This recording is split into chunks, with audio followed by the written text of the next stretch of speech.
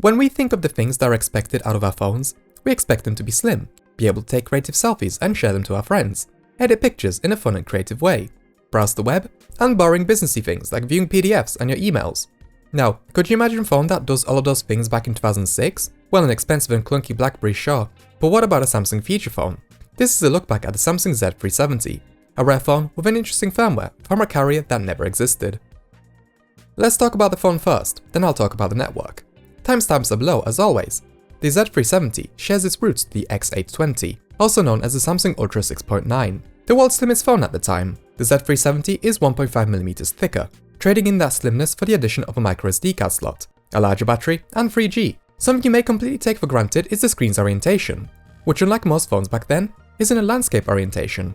In fact, Samsung was mostly known for sliders and flip phones, so it is quite a fresh feeling seeing a candy bar style phone from them. The keys are very slim and aren't the most tactile, but they are decently spaced out, so typing isn't an awful experience. We have a few interesting buttons.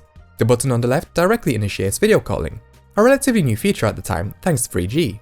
The phone took advantage of this feature by including a front-facing camera, something that was hardly seen on phones at the time.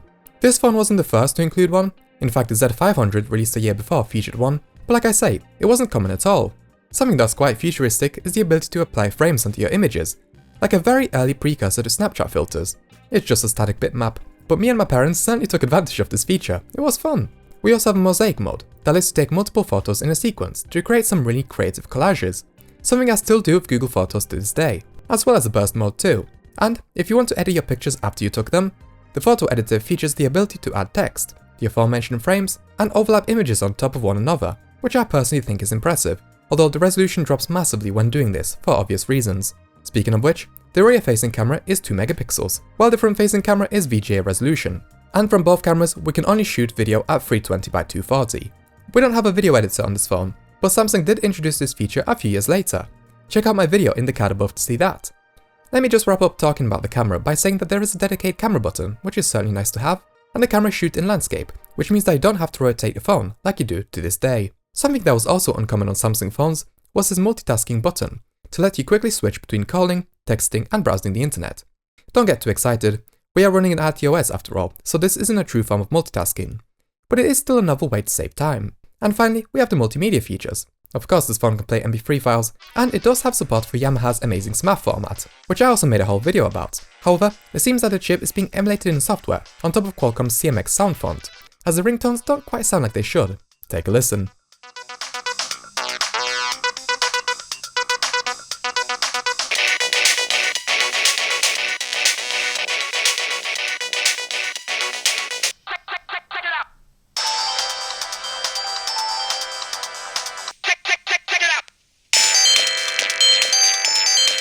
Still, not the worst attempt, but also really not the best.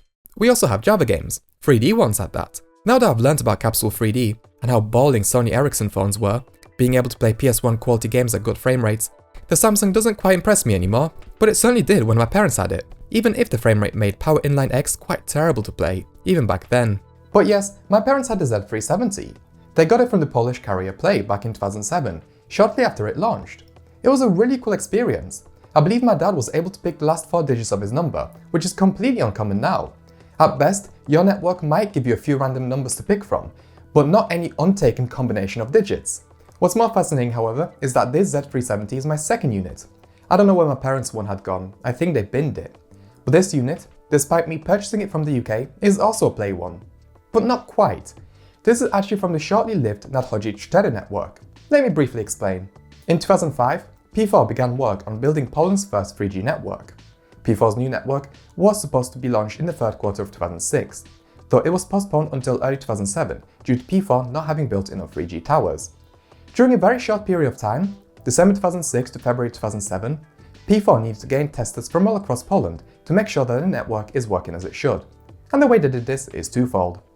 First, they gave away a brand new 3G phone and 150 zloty of credit per month completely for free, provided you fill out a survey and agree to their training, and you lived in a Tri-City or Warsaw. Secondly, P4 had hired a marketing agency to create the Nadchodzi4 brand.